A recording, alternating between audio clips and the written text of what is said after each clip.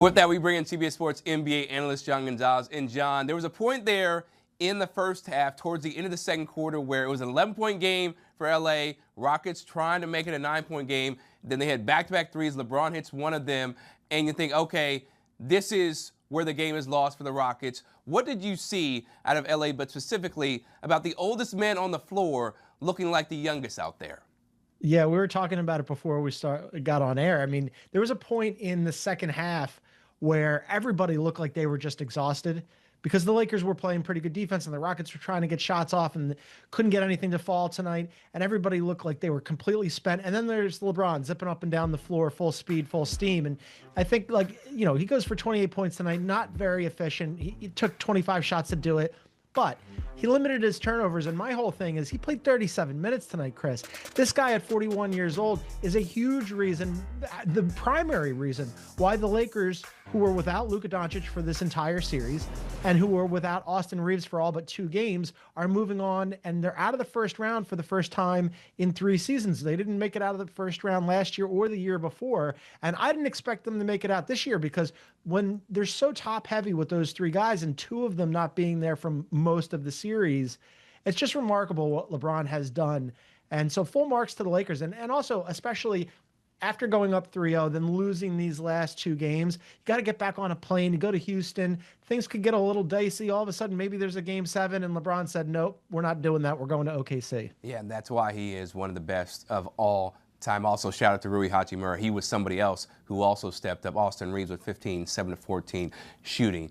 When you think about the Rockets season, John, after losing in 6 games and losing that game 3, of course, they only had KD for one of these games. How would you define their season as we go ahead into their offseason? Frustrating and disappointing. Yeah, you only had KD for 1 game, but you were the favorites coming into the series because, again, the Lakers were without Luka for the entire series and without Austin Reeves for 2 of those games. And by the way, the Lakers lost one of those games with Austin Reeves. So the Rockets, they should have had enough firepower here to get this, to pull this off. But Alperen Şengün was uneven. Amin Thompson, who's fantastic, has obviously some work to do in the offseason on this shot. Reed Shepherd could not hit a shot from almost this entire series. And tonight, all of them were bad. I mean, just abysmal shooting nights tonight. 35% from the floor, 18% from 3. This is not a good shooting team to begin with, but even by their standards, 18% from 3-point range is obviously not going to get it done. And, you lose Fred VanVleet before the season ever starts, and everybody thought, okay, well, they need some backcourt help. Rafael Stone, their president of basketball operations, has to go and get them some backcourt help. Instead, they empower Amin Thompson and say, we're going to put the ball in your hands. Okay, that gets you only so far, though. That's a regular season move. And you saw throughout this series that they were desperately in need of playmaking, shot creation, shooters, right? I mean, even when you have Kevin Durant, a lot of that fell on him. And he was one of the only reliable shooters, along with sometimes Jabari Smith, sometimes Reed Shepherd, certainly not Reed Shepherd in the series. So the Rockets kind of have to go back to the drawing board here. It's going to be an interesting offseason to decide, all of a sudden now there's rumors about could they maybe want to move on from KD? Was that trade a good trade? You can't get out of the first round. How do they go and get guard help? Are they going to maybe be in on the Giannis sweepstakes? This goes from a team that was top 10 in both offense and defensive rating this regular season to a team that all of a sudden, all their flaws, super exposed by the Lakers in this series. John, how realistic do you think it is that we see KD back in a Rockets uniform for next season? Yeah, it's a question, right? He's 37 years old. Like, there's rumblings about, did he want to be there with this team? Do they get along? Does he fit? Did they ask him to do too much? I thought he was a perfect fit for them because, they go and get him because last year they had serious problems closing out games. They didn't have anybody to take those big shots. Okay, that should be asked and answered, right? Problem solved. You bring in Kevin Durant, one of the great late game closers of all time. But what happened was, when Fred VanVleet went down, and the fact that the way that the roster was constructed, they just put so much on Kevin Durant. And you saw in the series how much they missed him because, look, Alperen Şengün is a really good player. Made All-Star, outside shot of making All-NBA. But he's not the guy that you can really looks like run the offense through. That hasn't really happened. Again, Amin Thompson, he is limited offensively, does everything else on the floor really well. But that's not really his thing. Where you need a bucket, it's not going to be Amin Thompson.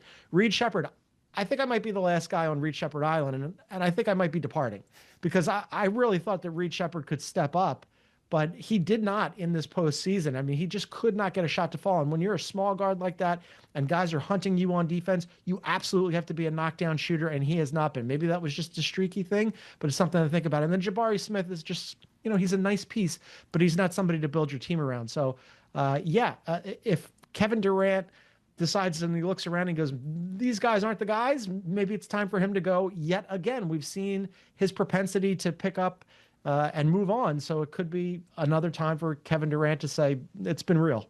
You know what, John? I wouldn't be surprised in the slightest, okay? Nothing can surprise me after that Luka Doncic trade, all right, to the Lakers for AD and a couple of picks, right, and Max Christie. When you look at the Lakers, okay, now they're going up against the defending champs, OKC. Of course, they don't have Jalen Williams still, right, because of that injury. Hopefully he'll get back soon. But what chances do you give the Lakers with Austin Reeves and LeBron, and let's say Luka comes at the end of it, even if there is an end of it in 7 games, what chances do you give the Lakers against Oklahoma City? No chances. 0 chances, even with Luka. You can get Luka back. It won't matter. During the regular season, OKC beat them all 4 times. Going into that last game where they played at Oklahoma City, the Lakers were thinking, hey, we're going to go and see what we're made of here. They had won 15-17 going into, it was the second to last week of the season. Everybody was healthy. They go in there and Oklahoma City absolutely blew the doors off of them. And then on top of that, that's the game where Luka got hurt. And that's also the game when Austin Reeves got hurt. And it's just, even without Jalen Williams, what Oklahoma City is better suited to withstand not having a player of Jalen Williams' caliber than any other team. They're the deepest team in the NBA. And what they do well is something that's been a problem for the Lakers. You saw it in the series. The Lakers had problems with turnovers, right? And that the Rockets generated points off turnovers. Well, if you look over the last 2 seasons, who's the best team at the NBA in 1, creating turnovers, and 2, generating points off of turnovers? It's Oklahoma City. They also have home court advantage. They've got SGA, the defending and maybe 2-time MVP. They're just loaded up and down the roster. They can throw so many different looks at you. They've got bigs. They've got great wings who can guard. They lose Jalen Williams, no problem. Here comes AJ Mitchell. It's just such a tall task for a team that even when healthy, even when they had their 3 best guys with Luka, LeBron, and Austin Reeves, they're just so thin everywhere else, right? I mean, you saw earlier in the season or in the series against the Rockets, Luke Kennard got hot, Marcus Smart got hot, and then that started to ebb a little bit, right? DeAndre Ayton had a fantastic series. Great. That only gets you so far. I think this is a sweep. Maybe the Lakers get a game, but that's just me being like kind of charitable. The honest opinion is that I think this is a 4-game sweep and Oklahoma City is on the glide path to the conference finals. Yeah, I'm with you. I think it's going to be easy money for Oklahoma City and SGA. John Gonzalez, always appreciate the time, man. Take care. Well, LeBron might not get another series win in this postseason. Who knows? Maybe we'll be wrong, but he's got the most series wins in NBA history, with 42 of them, 2 more than another former Laker, Derek Fisher, who had 40. Coming up, in the end, the Lakers, too much to handle for Houston as they get a convincing